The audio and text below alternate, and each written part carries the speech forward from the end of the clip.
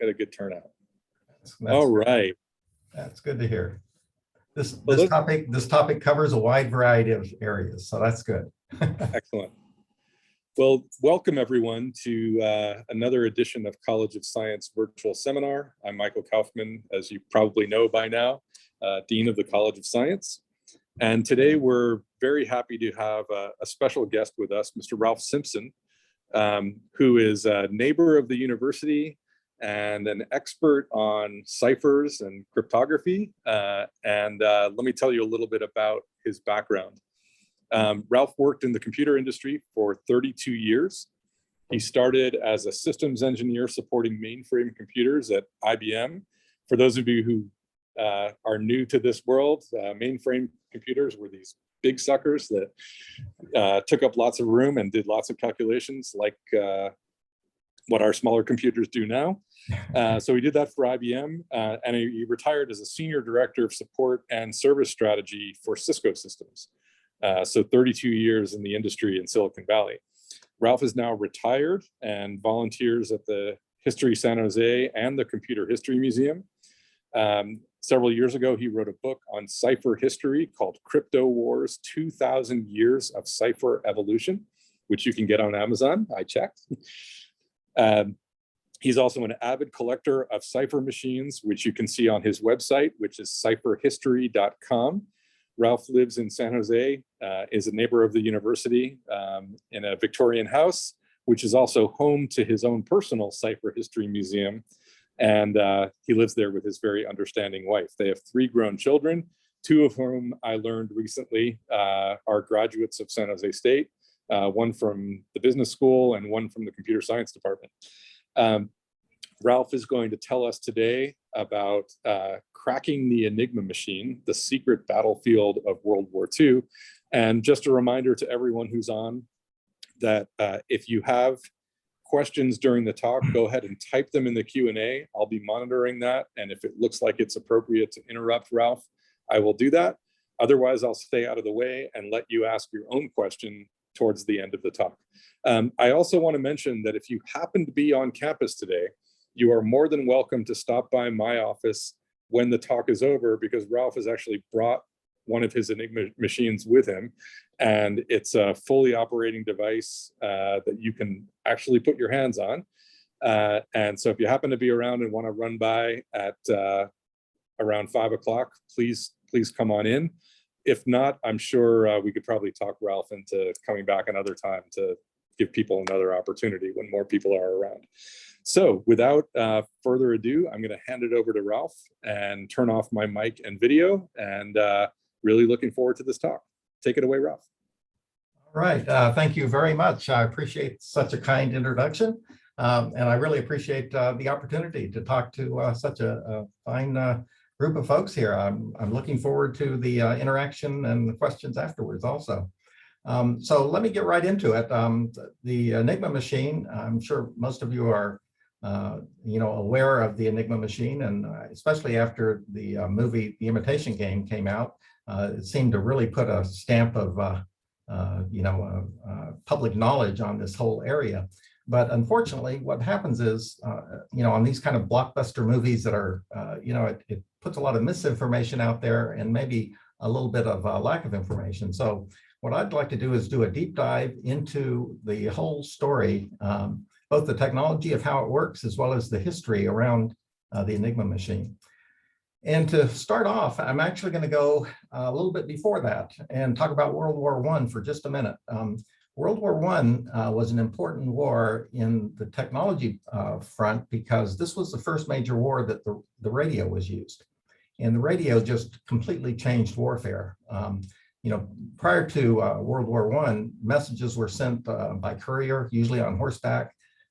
If a courier didn't show up, then there was a chance that your message was intercepted and it could be compromised. But other than that, there wasn't a lot of ciphering going on. But in World War I, that all changed, because now anybody could listen to anybody else's messages. And the types of ciphers that were available, people found out after the war, were all broken. So here are 2 major examples. These were the 2 major types of ciphers used in World War I. One is called the Visionaire wheel, invented in 1467 or 66, we're not sure. The other is the code book, which variations of these were first started, we know, in the 1400s also. So here we're talking about 500-year-old technology was used in the 1900s in order to take advantage of radio. And yet these codes were broken very quickly. And so every country involved in World War I was surprised and shocked to hear that all of their messages were being read by the enemy. And so this naturally will cause a proliferation of new ideas. And it turns out that there were 4 different inventors in 4 countries, and they're highlighted here, that came up with the idea of using electricity to mix up the signal of or the algorithm of a ciphering device, both to give it a much tougher way to break the code, but also to make it easier for the soldier and make it less manual. So here are the four inventions. You may notice the one on the upper left is Edward Hepburn. He was based in Oakland, and here's his machine. It never went very far. He did make about 100 of them, but it was never really adopted by any of the militaries. Arvid Dam on the lower right, his was not adopted very far. But the other 2 were, and that's Arthur Scherbius out of Germany and Hugo Koch out of Holland. Arthur Scherbius is generally credited as the inventor of the Enigma machine. And what you see here is his machine is his version 1, which was about a 100-pound device. It didn't get very far, but he quickly, after this, came up with a portable version. And that's the version that I have in Dean Kaufman's office here. So here are the inventors. This is the legend that you'll read almost anywhere on the internet. The German Navy ended up being the first military to purchase the Enigma. This was in 1926, and they convinced the Army to join them in this so that they can send messages back and forth in 1928. And in the middle of this time period, Arthur Scherbius was feeling that he was getting a success out of this. And so he went to Hugo Koch and bought his patent rights for 600 guilders. Now, this was a little bit of a curious purchase because Scherbius had the earlier patent and it was almost identical. And so why did he pay Koch 600 guilders? And it turned out that Koch was not well. He was elderly at this point, and he died the following year. And then Scherbius died in an accident, in a horse carriage accident. And so neither one of these gentlemen would know what the future held for their invention and the prominence it would play in the future. But as so often happens in cryptology, since there's so much secrecy around cryptology, we found out only in 2003 that this whole story of the invention is wrong. What we found was that some people were doing some research into some patent laws and some patent cases, and they found that these 2 Dutch naval officers, Theo van Hegel and Rudolf Spengler, claimed to have invented the Enigma in 1915. And so this would have been 3 years before Scherbius's patent. They were Dutch naval officers. The Dutch Navy asked them, because of the impending war that everybody knew was on the horizon, they looked into building a cipher device. They claimed to have built a device, tested it, proved that it worked, and the Dutch Navy suppressed it because they didn't want this type of technology to get out. But in the meantime, they'd already hired a patent attorney to patent this device for them, but they couldn't go forward with it. And it turns out that the patent attorney they hired just happened to be the brother-in-law of Hugo Koch. And they claimed that their patent, that the Hugo Koch patent actually has drawings that are almost identical to some of the drawings that they gave to their patent attorney. So that was the basis of their lawsuit. They didn't win the lawsuit, by the way, but today most people view them as the earliest inventors of the electronic rotor-based cipher device. And so they're viewed as the true inventors of the Enigma machine. So here's a picture of the Enigma machine with the inner lid raised up so you can see kind of the workings of it. And I will point out a few things about this. Basically, this looks like a typewriter. You can see the typewriter keys there on the lower part of the screen. And as you press a key, what happens is it will move the rotors. And I don't know if you can see these, my arrow here, but there's 3 rotors here that move in an odometer style. Electricity goes through them, and each time it goes through them, it changes the algorithm, the letter. It goes through a plug board here, and then lights up a letter. And somebody has to write down whatever letter is lit up based on that light bulb lighting up. So that's generally how this works. And you know, it's from a certain point of view, it's a fairly simple technical device. But what it gives you in terms of cryptologic capability was immense for its time. And what I wanted to do next is show you how that wiring works. So if you remember how that looked, I have a wiring diagram here that is anatomically correct. It shows all of the parts in the same place as the real machine. And if I were to press a key here, and so this is the first step, I'm going to press the A key and we'll follow what happens to the machine. Now, the first thing that happens is the rotors are going to rotate, and the rotors rotate as an odometer style. So the right rotor will rotate once every time, and after 26 times, the middle rotor will rotate once, and then after that rotates 26 times, then the left rotor. So you can send a very long message over 17,000 characters without repeating the same change of characters. Now, after that happens, then the electrical circuit ends up getting closed. And that's what this is supposed to show. And by that closing, then electricity starts flowing from the battery. And the first place that it'll go to is down to the plug board. And here I'm showing a plug board with a plug going from the A to the M. And so in this case, the A gets changed for the first time now to an M. The M is the letter that goes up to the rotors. And it's going to go through all 3 rotors. So that M will get changed 3 times, and it will finally enter the reflector. The reflector just, it's called that because it reflects the signal back. In this case, it changes it to a P, and it reflects it back, and then it goes back through the 3 rotors, and it gets changed 3 times again. Okay, and now it's going to come back down to the plug board, and there may or may not be a plug there, but if there is, and in this case there is, it changes the O to an H. Now, if you're keeping score, that means that this letter that I first pressed, the A, has now been changed 9 times, but it could be changed 7, 8, or 9 times, depending on whether a plug is in the plug board. So anyways, this now completes the circuit, and what happens is the H light bulb lights up. And since there's no printing capability on this means that somebody has to write down that letter. And then you go on to the next letter. And of course, the rotors will rotate. And so if I were to press the A again, it's most likely that the H would not light up, but some other letter would light up the second time. So let's talk about the mathematics of this.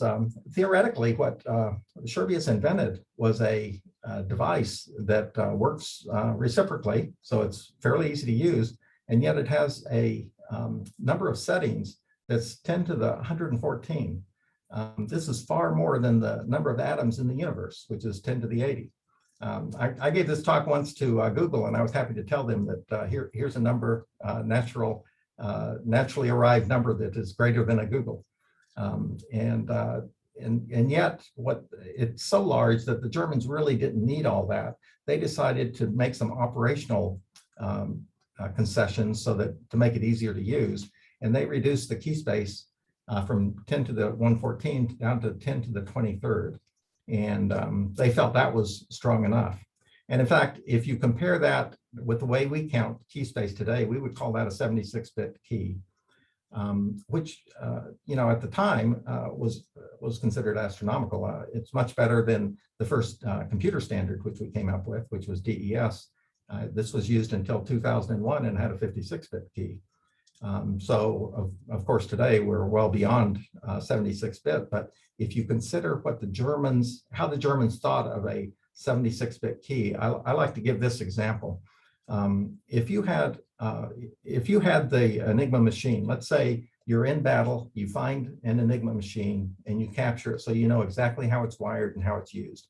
And you were to replicate that 100,000 times. So now you have 100,000 Enigma machine and you put an operator in front of each one. And let's say they can test a key setting every second. Of course, it's not possible to test it that fast, but let's say you could every second, 24/7, it would take twice the age of the universe to break the key. And so a brute force attack is just out of the question on the Enigma machine. That's what gave the Germans such confidence that this could not be broken. But there were some shortcomings. And first, let me describe what's going on in this picture. You see the guy standing there is General, he's the Panzer General, the famous Heinz Guderian.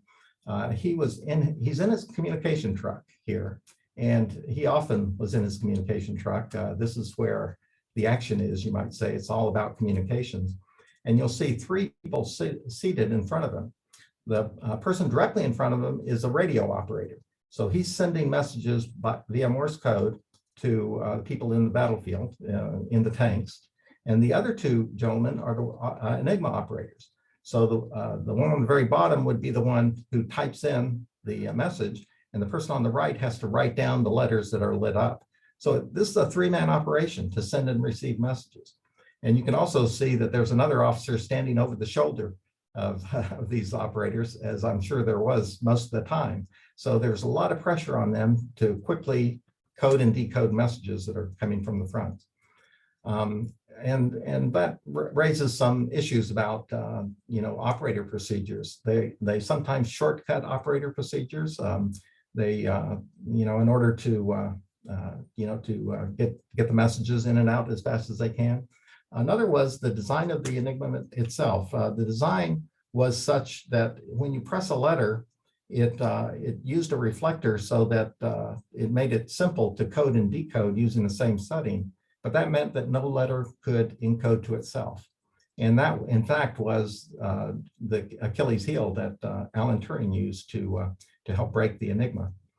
Another problem was that the rotors moved, as I said before, in an odometer fashion. Anytime you have any kind of a regular movement, if you know what those rotors wirings are, then the odometer movement becomes a problem. And that was one of the problems in the Enigma. And finally, I would say one of the problems with the Enigma was its brute strength. It had such a strong brute strength that even when the Germans should have seen evidence of compromise, they didn't believe it. They didn't believe that the Allies could have broken it.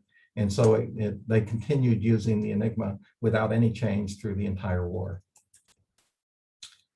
So let's talk about how it was first cracked. We give Alan Turing a lot of credit for this, but the first person to break the Enigma was this gentleman, Marian Rejewski from Poland. He broke it in December of 1932. And the way he broke it was pure math. He was a mathematician. He was not really a cryptologist. He took a class that the Polish army gave him, and he was fairly young. He was just just got his master's degree at the time in math, and they kind of threw this problem at him. And some of the information that was supplied by a German official out of the cipher office was just what the key settings were for a few months. And so that was given to the British, the French, and to the Polish.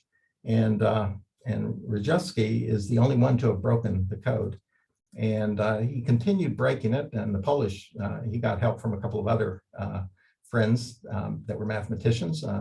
And they continued to break it for the next 7 years without telling their Allied friends that they had broken it.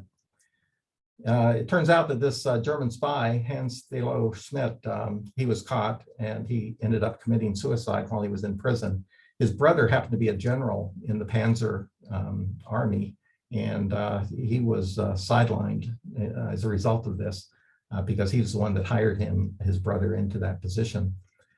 And interestingly, it was Marian Rejewski who came up with the idea of what was called a bomba. And so he made the first automatic way of breaking the Enigma messages. And this was done all the way until the Germans finally invaded Poland. That was on September 1, 1939, and that represents the first day of World War II. And as a result of all this, the French and the English really ramped up their cryptography capabilities. They saw that they got the information from Poland just 5 weeks before the war ended. I mean, before the war started. So they ramped up their operations. Their headquarters was in Bletchley Park here, and they ended up building a lot of buildings, adjacent to Bletchley Park, employing at its height around 11,000 people. The effort was really led by Alan Turing, another mathematician, English mathematician, who built a bomb. And in his bomb, what he did was he had 36 Enigmas in series for checking for different settings of the rotor wheels. And hey, Ralph, can I interrupt for a second and just ask a question? Sure. So when you say he had 36 Enigmas in series, you don't mean that he had 36 actual Enigma machines, but that the wiring was a simulation thereof. Is that correct? Yeah, that's correct. I should have said it was simulating 36 Enigmas in series. That's a good point, because it did actually more than the Enigmas themselves, and because the wiring was such that it could test not just the 36. It had another little nuance to it that allowed it to go through all 36 at the same time, not serially, you might say, but simultaneously. And it did that in a way that would help determine what the rotor settings was. So basically what the bomb did, and the reason that the English called their device the same as the Polish, the Polish called it the bomba. There's a lot of speculation about how did they come up with the name bomba and why did the English use bomb. And it turns out that bomba, some people speculate that these Polish code breakers were enjoying an ice cream treat at the time called a bomba. And they wrote it up and came up with the idea, and so they just called it that. Others say that it makes a ticking noise, something like a bomb that's about to hit. You can hear a click, click, click. And they thought, okay, that could be why it was called a bomba. Others said, well, maybe it's because sometimes parts would fall off of this machine as it's rotating around, and it sounded like a bomb when it hit. I think it's actually much simpler than this. I think that what it is, and this I got from a Polish speaker who said that back in World War II, to say bomba meant something akin to eureka. And in English, we have a similar saying like, that's the bomb, or something like that. That's a great idea. And, I think that makes as much sense as anything, that it's just a great idea. And I think that one of the key points that is never really made, and I think because it gets a little bit into the math, is that what Marian Rejewski really figured out was, and the reason he was able to figure this out and nobody else did, was he figured out how to separate the breaking of the rotor settings versus the plug board settings. So you would think just putting in some plug boards in a setting wouldn't be that tough, but it added more cryptologic strength than the rotors did. But if you can solve the rotors by themselves, then manually you're just solving a cryptogram, like a New York Times cryptogram. And that could be done manually and very easily, in minutes, in fact. And so basically both bomba, the Polish bomba and the English bomb, and later the US bomb, all exploited that fact that they solved for the positions of the rotor, but they didn't solve for the position of the plug board, which had to be done separately. Now, another important point on breaking the Enigma was that the British had to make sure that the only time that Enigma knowledge was used was when it could be attributed to other sources, like spies, direction finding, some kind of radar, sonar, traffic analysis, things like that. Because if the Germans knew that they were reading their Enigma messages, they would either change procedures, change machines, or do something to really thwart the Allies' ability to read these messages. So here's Alan Turing. He's now considered the father of computing. We know a lot more now about what he did in the war. This was not revealed until after 1974. So this went many years after his death. But he built the English version of the bomb. Now, the picture you see here is a US version of the bomb, which is slightly different. It has 4 drums. So these 4 drums in a column here represent one Enigma machine, because by then the US was trying to break the 4-wheel Enigma that was used by the Navy. And interestingly, because they had to spin the wheels a lot faster, these drums are spinning at a rate of 1,425 RPM. They can't stop very quickly without destroying the drum. So what they did was they came up with this idea of using this box on top, which has a bunch of vacuum tubes that keeps track of the position of each rotor, each drum, so that when there's a hit, it can capture that hit, and then it prints it out on a piece of paper. And it had some automatic mechanism to back it back up to where that hit was, back each drum up, and then restart the machine. Because the machine doesn't necessarily tell you the exact position of the rotors, it tells you a possible position. And there's a lot of false positives that it will give you. And for that reason, there were a number of machines built. You can see the UK had 210, US built 121. And it was partly because the Germans kept changing their net quite frequently. So besides changing it every day, the settings were also changed for every ship at sea. Every submarine at sea had a different setting. The officers on the submarine had a different setting from the submarine itself. Every organization out in every Army unit had their own key setting. So all of these had to be broken, to get the information that was needed to win this war.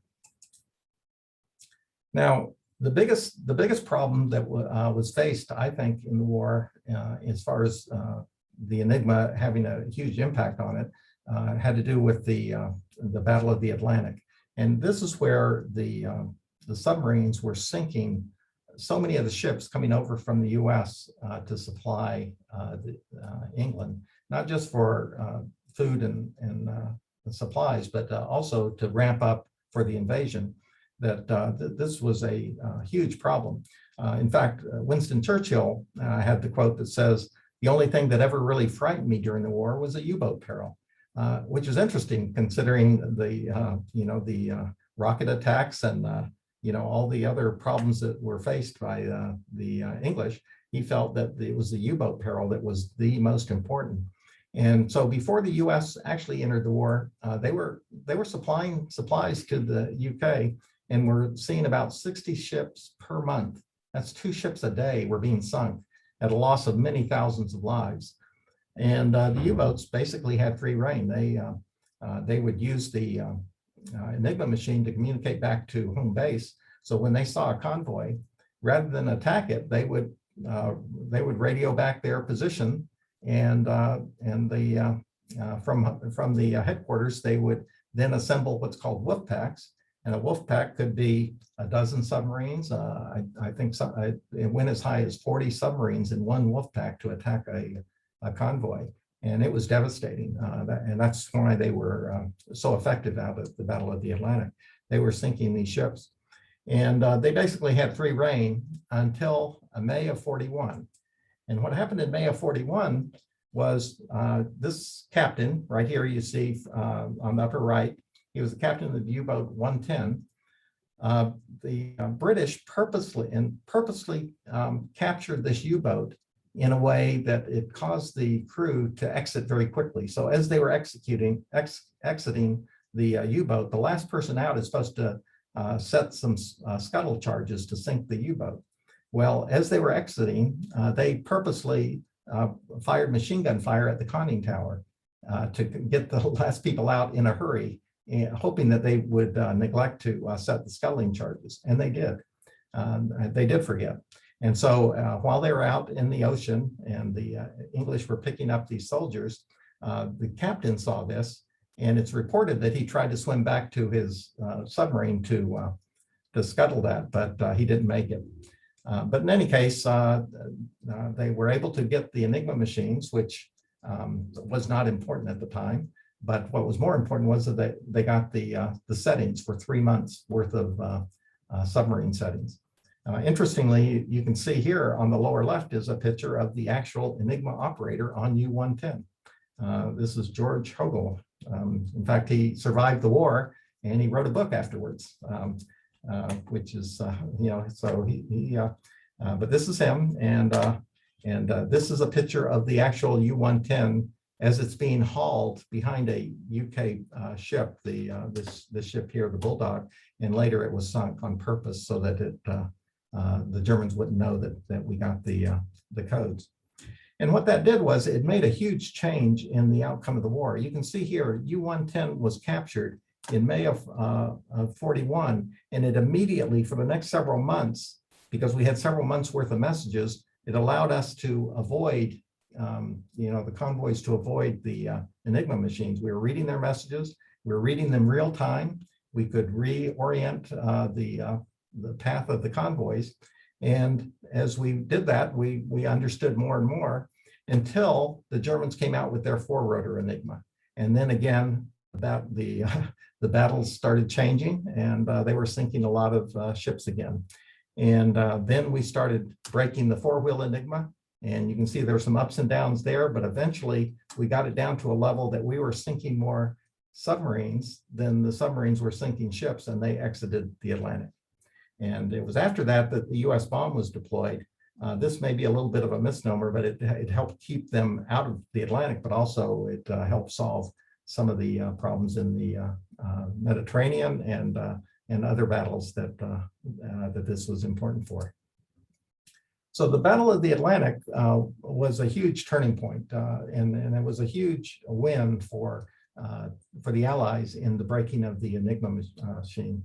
This was probably the crowning success of the breaking of the Enigma machine, was allowing the U.S. to ramp up, for D-Day. And so another thing they found out by doing this was that they found out that there were unarmed weather trawlers, small ships in the North Atlantic that would report on weather conditions in the Atlantic. And so the English found that they could easily take over one of these ships and take their 3 months worth of codes and then sink the trawler in a way that made it look like it was just a circumstance, and then they would have the next 3 months worth of codes. And at the end, the U-boats were quite a disaster for the Germans. I mean, they were a success at the beginning, but at the end, it turns out that 82% of the sailors that went out to sea on a U-boat never returned, and that's quite a death rate. And many people have estimated that breaking the Enigma shortened World War II by 2 years. 2 years probably represents many millions of lives saved, because of the numbers that were being killed in the war. To me, one of the interesting stories about the Enigma is how long this was kept a secret. I said that the Enigma was first broken by the Polish in 1932. It was kept secret until 1974. And there were thousands of people, we think maybe up to 15,000 in the UK and probably over 20,000 in the US that knew this secret. And nobody said anything until a book was written by an English soldier, ex-English soldier in 1974. And he was allowed to write it by the UK. The US didn't want him to publish it, but it came out anyways. And so at the end of this, this story came out 41 years after the fact. And what we know now is that about 35,000 Enigmas were manufactured by the Germans during the war, and almost all of them were destroyed, and partly because they were told to destroy these Enigmas and not let the enemy take them. So we're now finding some at the bottom of the sea, lakes, buried in underground, usually after they've been shot or hand grenaded or something. But today, we think there are about 360. There may be a few more than that now that are known to exist, and about half of those are in museums. So there's not a lot of them.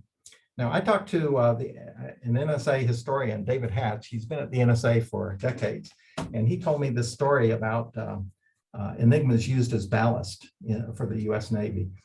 They weren't really used only for ballast, but they were used because the NSA had a warehouse full of them.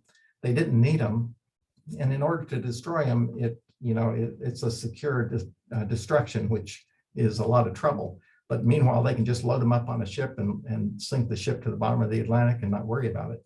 And that's the story that David Hatch told me. He says he's heard that story his whole time at the NSA. He believes it's true, but he hasn't seen any documentation to prove that that's the case. But it makes sense because the NSA only claims to have about 24 Enigma machines. So they have the largest cache of Enigma machines, but we know that the soldiers were on the lookout for these and were told to ship them back to the to what's now the NSA. And we would think that they should have been able to capture much more than 24 Enigma machines during the war. And of course, one of the questions I get asked is how much are these things worth since they're so rare?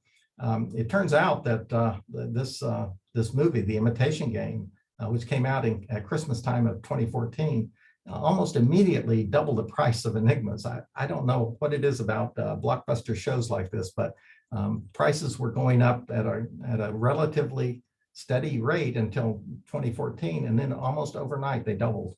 But every once in a while you'll find a deal. Like in 2017, a Romanian professor found one at a flea market for 100 euros. He immediately sold it on an auction site for 45,000 euros. And it got resold 4 months later in a US antique store called MS Raw for 245,000. And that was in 2017.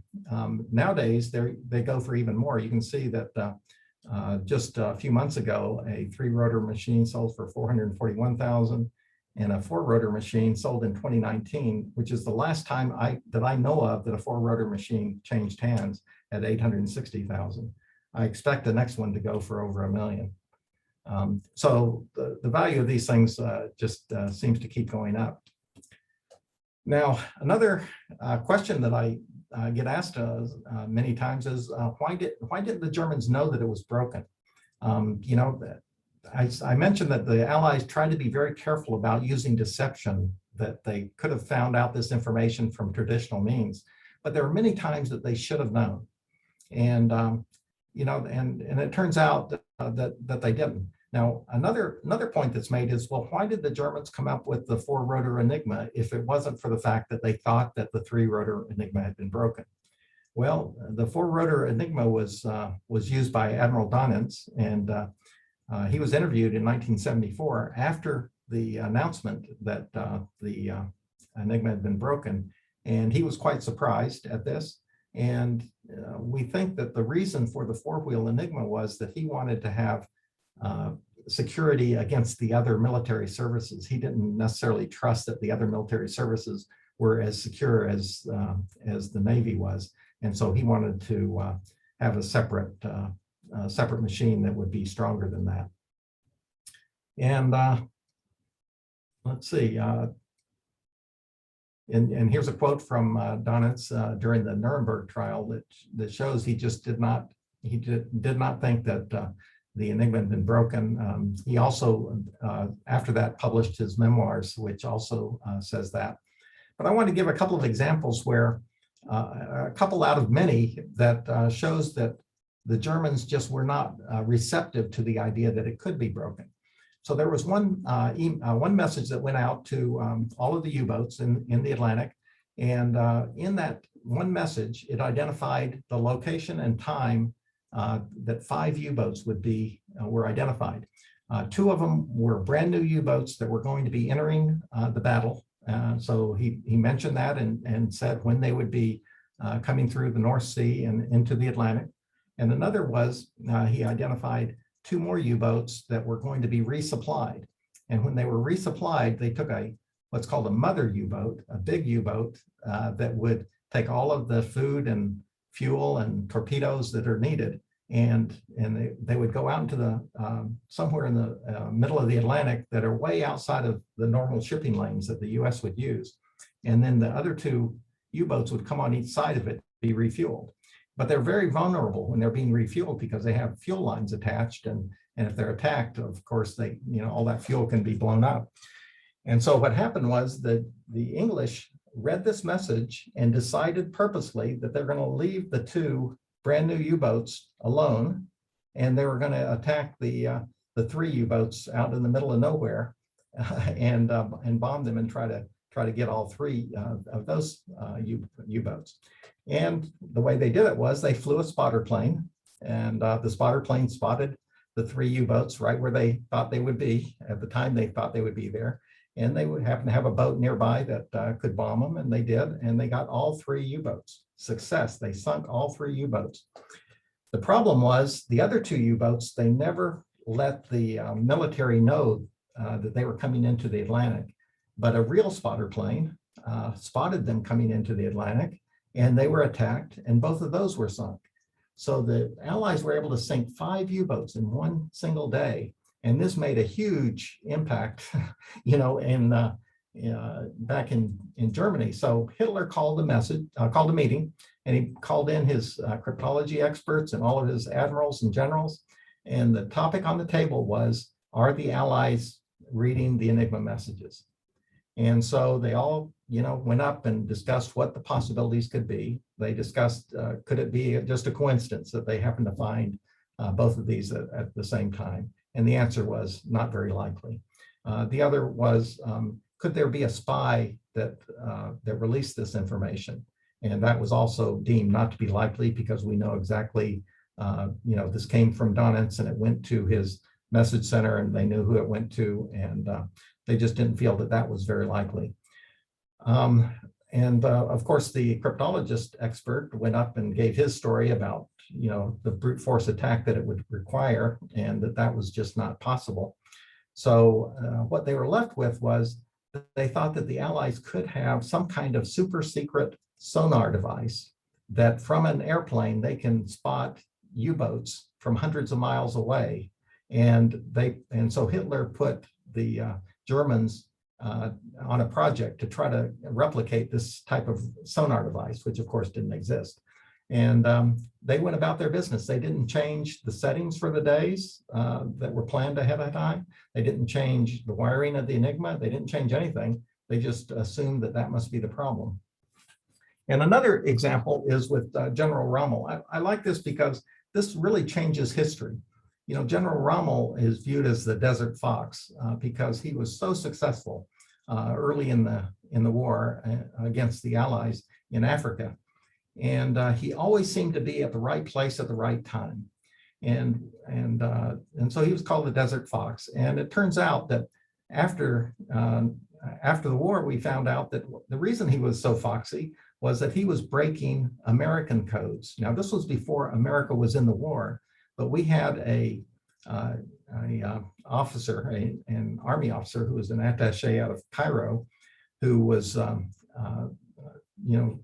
examining all the British positions and reporting it back to Washington. And he was using a code book, and the Germans had broken that code book.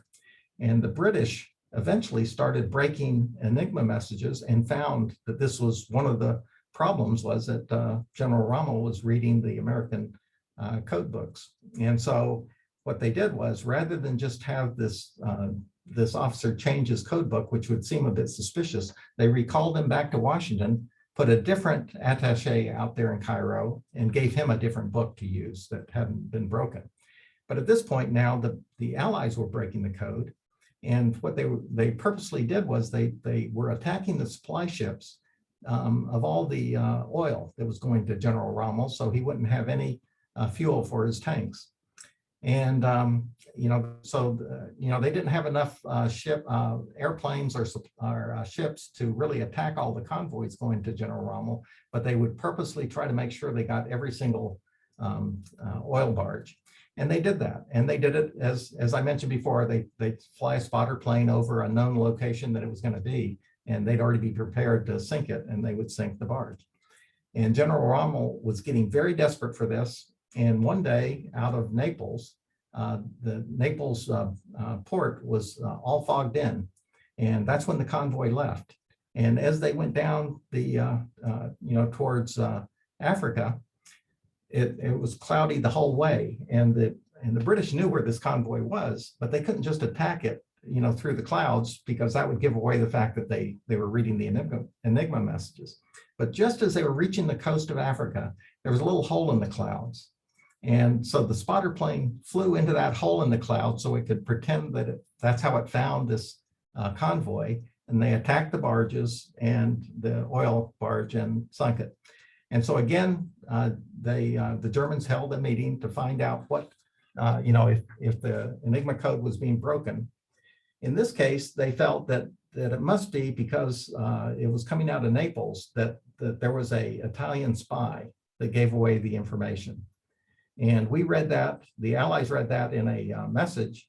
And so what they did was they sent a message to this non-existent spy, thanking him for the information about this convoy, giving him a raise and and a promotion, and telling him to keep up the good work. And meanwhile, the Germans were going through all of the homes around Naples trying to find this spy. They ended up firing the general in charge, the Italian general in charge of the Naples port. And it was the Italians that were very pleased to hear in '74 that none of this was true, that they didn't have a spy, that this was just another case of the Enigma codes being broken. And this is me in my home museum in my loft, this is about a third of my museum that you see here. But anyways, that's what I have. If there's questions, I'd be happy to answer questions now. Thank you, Ralph. That was really cool, and it brings up so many questions. I have maybe a kind of simplistic one to start off with, and then we have some other questions that people have already put into the Q&A. So when you say that the Polish mathematician cracked the Enigma, I assume what you mean is that given given an intercepted message, the device that he created could then back decode that message. But since they didn't know what the settings were ahead of time, there must have been some brute force associated with cracking it. Is that correct? Yeah. Do I understand that correctly? Yes, and I didn't really go into detail here because it goes a little bit in the weeds. But let me describe what the Germans did.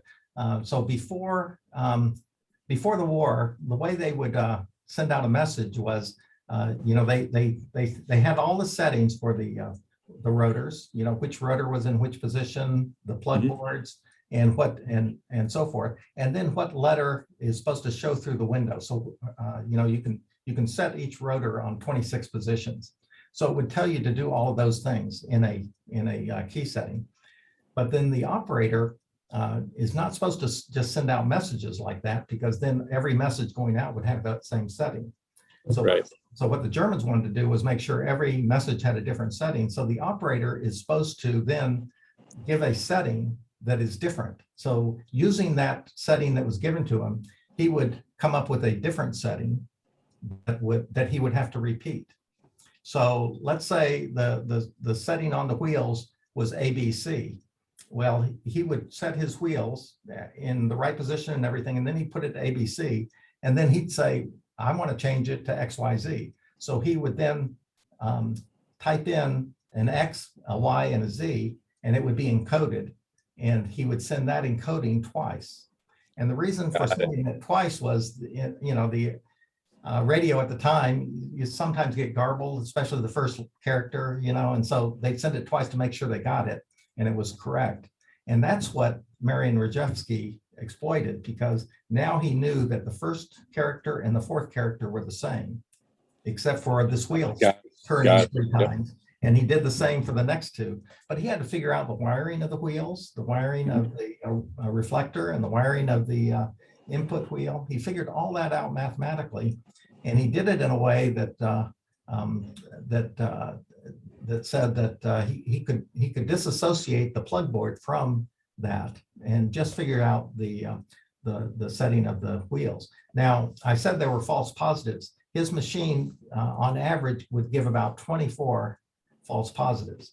So there would be 24 times that this arrangement of the first and fourth and the second and fifth and the third and the sixth wheels could be the same. And so it wasn't a brute force. Brute force would not have worked on this, but his machine actually would generally solve for the day setting in about 12 hours. And after 12 hours, which means usually sometime after lunchtime, they were reading these messages in real time, just like the Germans were. Right.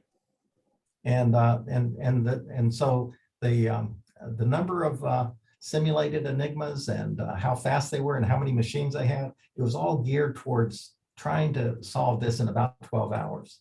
And that's why the US machine ended up having to be so much faster. The UK machine spun at a rate of about it would spin at about 120.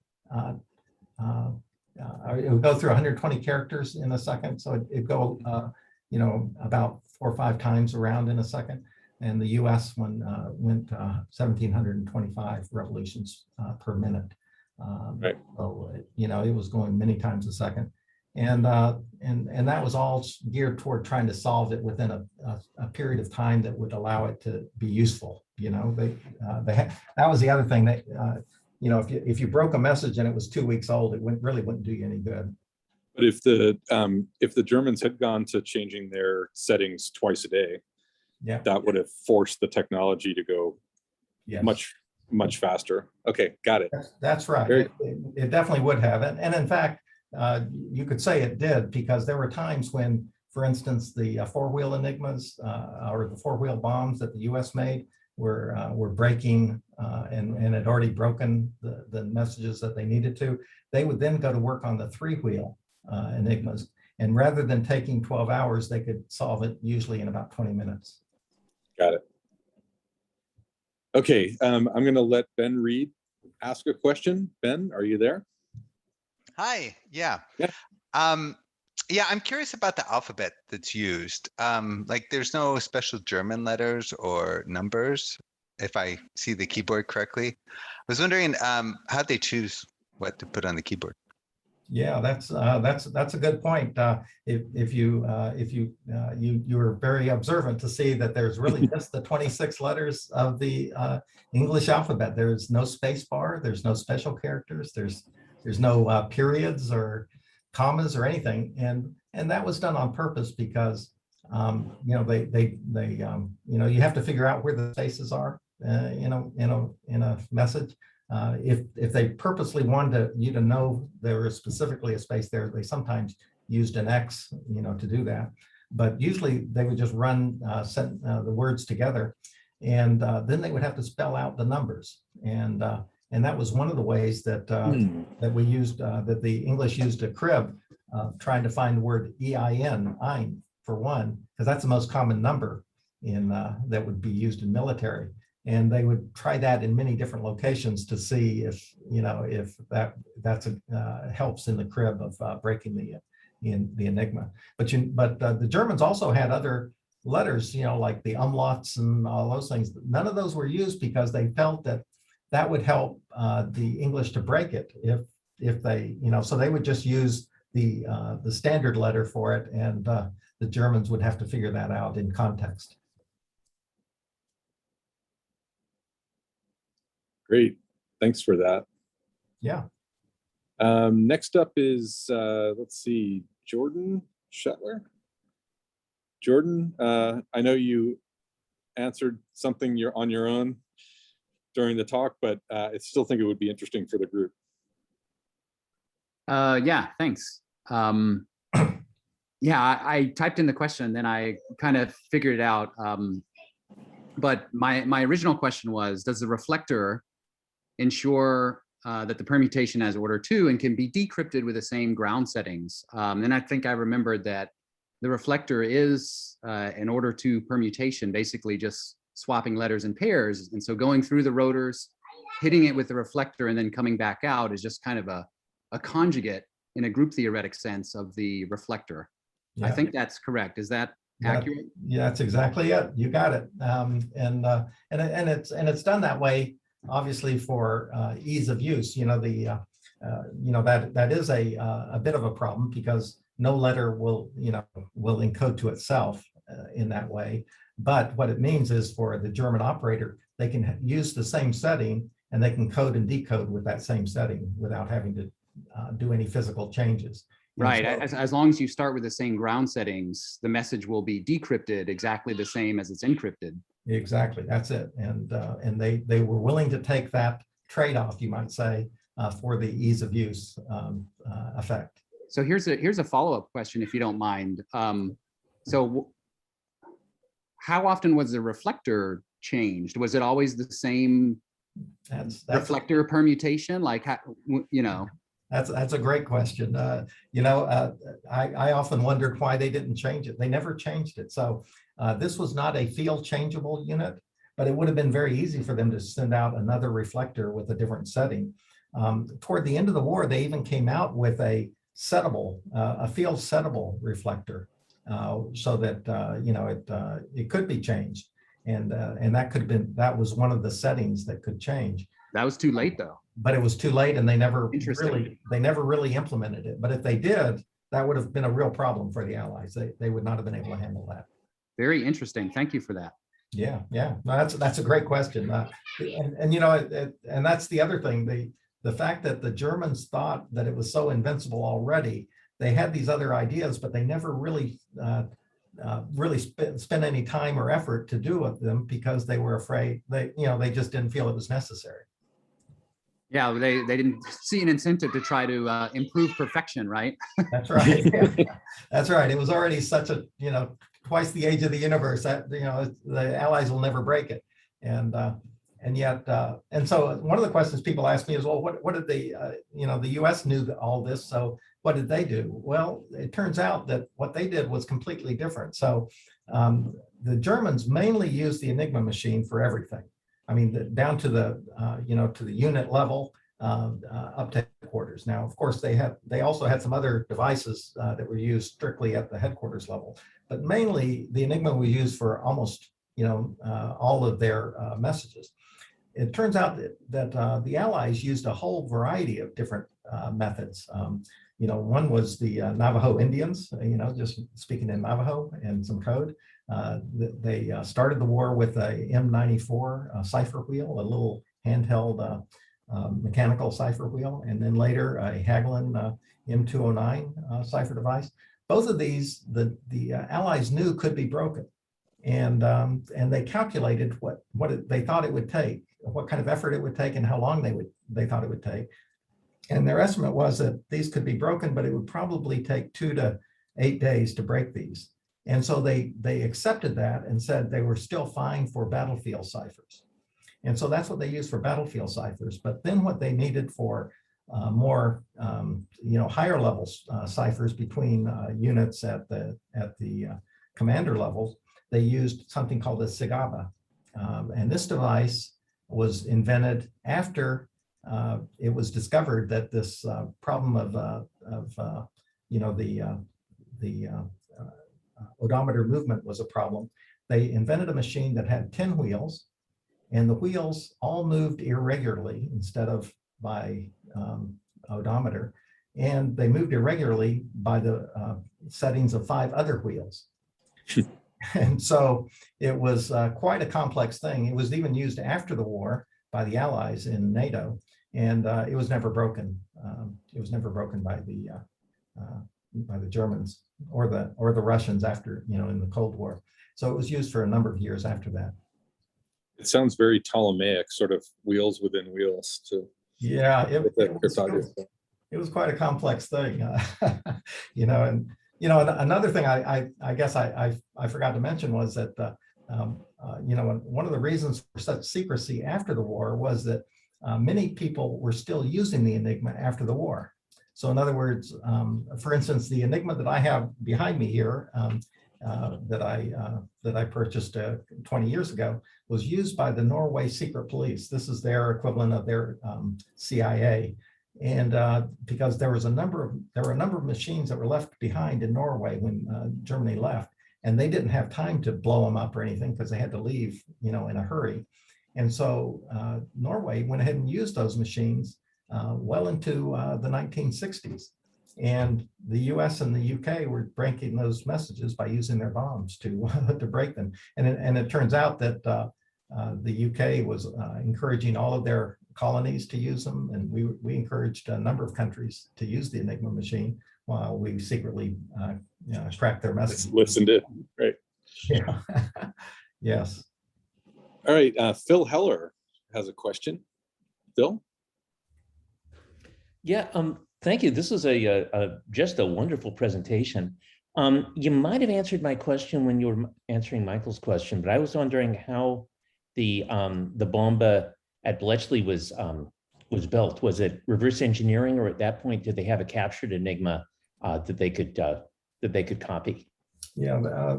Well, what happened was it was the Poles that initially broke the Enigma, and later, and actually the Enigma itself was a commercial machine before the war, so people had an idea of what the Enigma was like and how it operated. But the Germans, of course, rewired all portions of it. And so but the Poles mathematically figured out the wiring. And so they built an Enigma replica, you might say, that looked very much like the German Enigma machine, because they already had the example that from the commercial machine. Now the commercial machine did not have the plug board, so the Germans added a plug board on the front and had a little flap that closed down. The Polish put their plug board in the back. They didn't know where the plug board really should be, but they put it in the back. And they gave that machine to the British and to the French 5 weeks before World War II started. Just before the invasion of Poland. Yes, they knew that they were going to be invaded, and so they invited them to Warsaw. They gave them a machine, which they each took back home, and they gave them the diagram for the bomba. And so the British already had the plans for the bomba, and it turns out that one of the reasons that the Poles were able to break this is that at the time of the war, the Germans were only using 3 rotors. And so the number of positions of those 3 rotors is only 6, 3 times 2 times 1. So there could only be 6 different positions of those 3 rotors in the machine. And now you have to figure out which of the 26 positions each of the rotors is in. And that's what the bomba figured out. So what they did was they built 6 bombas, actually, that could all run simultaneously, and it's checking each of those 6 different permutations. But then when World War II broke out, the Germans came out with 2 new wheels, and they were able to pretty quickly figure out the wiring of those wheels. But now you have 5 wheels, and 3 out of 5 gives you 60 permutations. And the war was about to start. The Poles could not do this. Now the English could have easily built their 60 bombas and replicated that. But what Alan Turing was clever about was he knew that all they have to do is come out with another wheel or make some other change, like not send that wheel setting twice, and they'd be screwed. And that's exactly what the Germans did. They quit sending the wheel setting twice as soon as World War II started. And so now that whole method of solving the Enigma using the Polish bomba would not work at all. But what Alan Turing knew was that he could figure out a crib meaning the plain text portion of plain text letters. And if the crib was long enough, and he was recommending at least 12 characters long, if you can get 12 characters in a row and match that to 12 characters that are encoded, and if any letter lines up, you know that position is not a valid position. And that's what the bomb, the English bomb, tested for, was a hit would be that no letter encoded to itself. And that's that's what was required at that time, because the key thing that was transferred, I would say, from the bomba to the bomb was that there was a way to solve just for the wheel set, the rotor setting and ignored the plug board setting. Thanks. Okay, next question. I hope that answered your question. Was there more to it than that? I'm sorry if I didn't quite get it all. No, the part I wasn't connecting was that the Poles gave Bletchley a really big head start.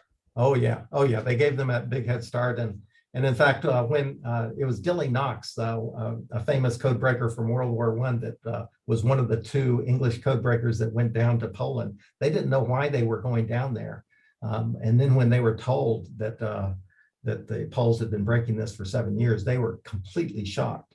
And the first question that Dilly Knox said was, "We haven't been able to work out what the wiring of the entry wheel is." So the wheel, before it goes into the 3 rotors, the commercial machine just wired that as if it was a QWERTY keyboard, you know.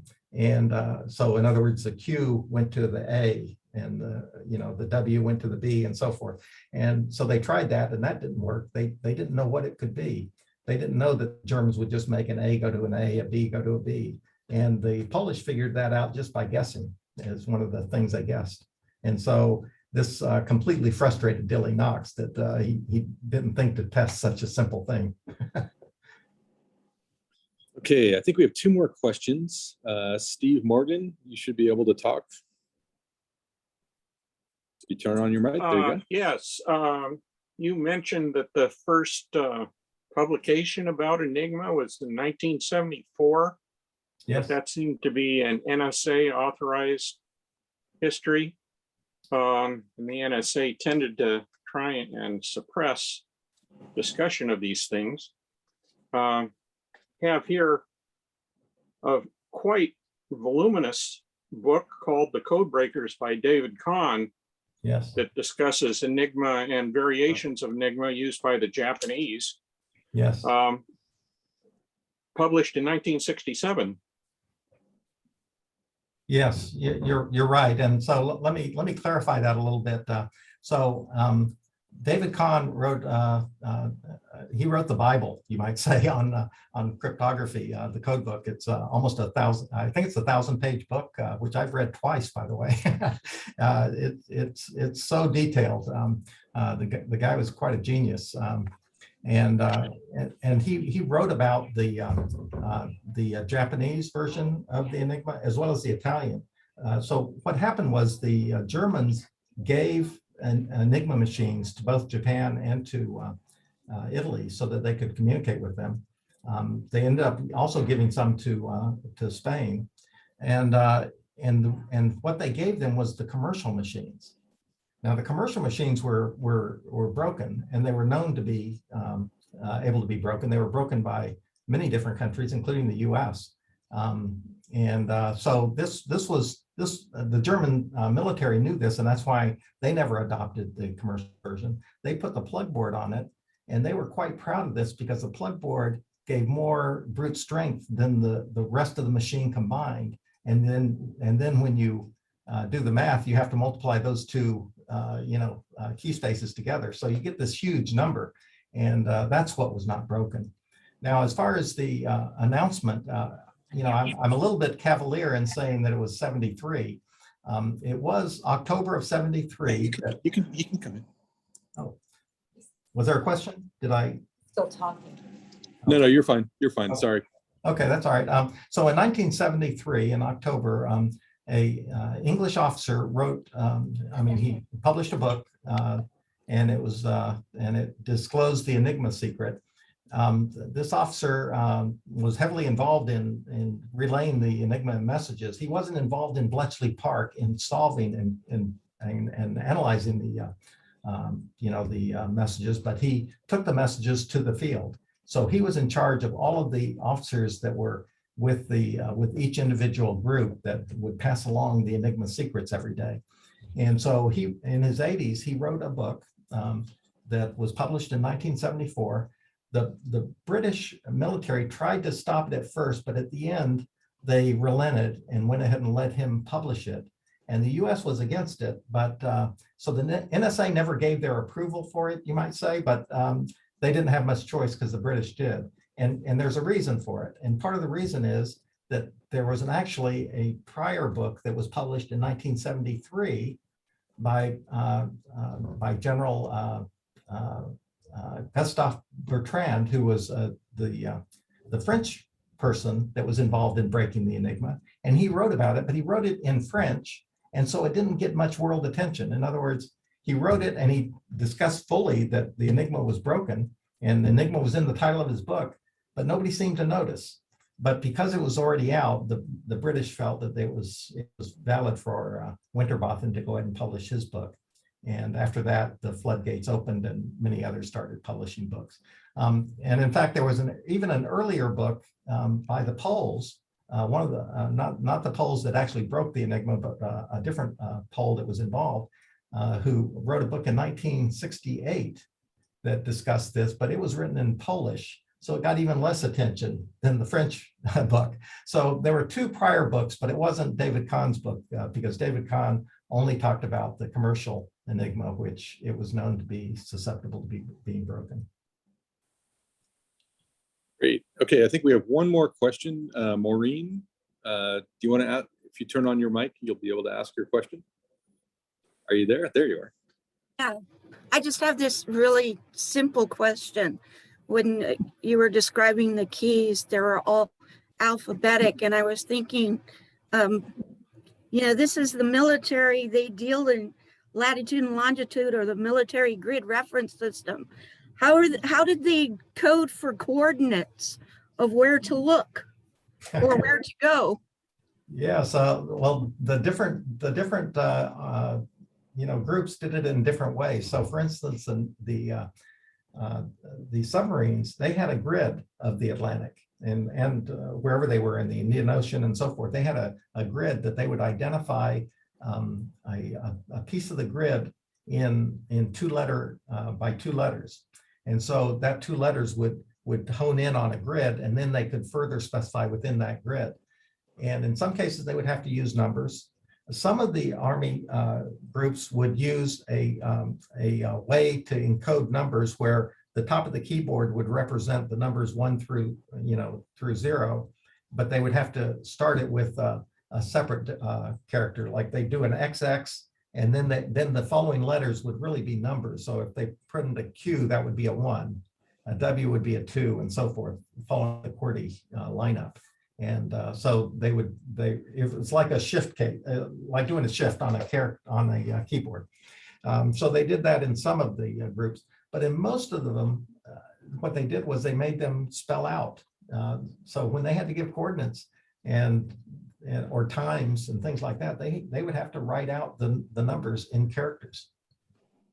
I know it sounds very strange and cumbersome to do, but that's what they made them do. Well, that's what I'm thinking. It's very cumbersome to do that, where everything's spelled out rather than using a code, like a alphabetic code for the numbers. Yes, it was, and on top of that, this machine is pretty heavy. I mean, it's 27 pounds, so you've got to carry that around in battle. It doesn't have a printing capability, so it takes 2 people. It's estimated that to receive a message in Morse code on a radio, somebody transcribes it to, as they're listening to it, gives it to a Enigma operator who then types it out. And then somebody else is writing those letters down to hand to the officer that needs the message. All of that takes about 30 minutes. It's quite a cumbersome thing. And that's why, for instance, when the US came up with the idea of using the Navajo Indians to translate messages, it wasn't just the fact that it was never broken. I mean, the beauty of it was the speed of getting the information to the commanders in the battlefield, so they could immediately tell them, what was, what the message was. They were able to knock that 30 minutes down to seconds. Thank you. That's great. Well, Ralph, I want to thank you on behalf of the more than 50 people who showed up ultimately for your talk. For a really fascinating discussion. And as I mentioned, if you happen to be on campus and want to stop by in the next 15 or 20 minutes, Ralph would be happy to show you the machine. I got one visitor to my left right now, and maybe there'll be some more of you. And for those of you who are able, we'll start off the the virtual happy hour here in just a couple of minutes. So thank you everyone for joining us. Thank you, Ralph, for your talk, and really, really enjoyed it. Thank you very much. I really appreciate the hospitality, and I'm looking forward to seeing as many of you that can show up as possible. I definitely like to show you the, when you see the machine, it all sinks in much better. Great. Okay, thanks everyone. See you soon.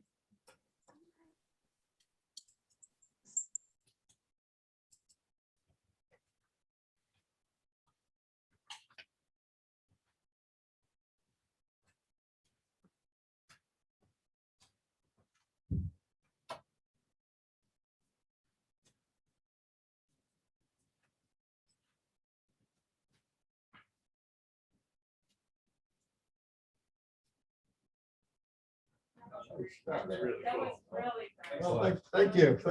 I really appreciate you setting all this up. Yeah. 50 people is great to hear. So Danny Olson is a lecturer in the physics yeah. department and Nice to meet you. also a former master's student of mine. Excellent. And there it There it is. is. I happen to be upstairs. Give it a try. Yeah, I'm gonna. Just press it like a typewriter. You can see it, different letters light up as you press it. It's And I'm- a working model. And I'm gonna. I think I've been. Oh yeah, thank you. Check the archive of the talk. Yeah.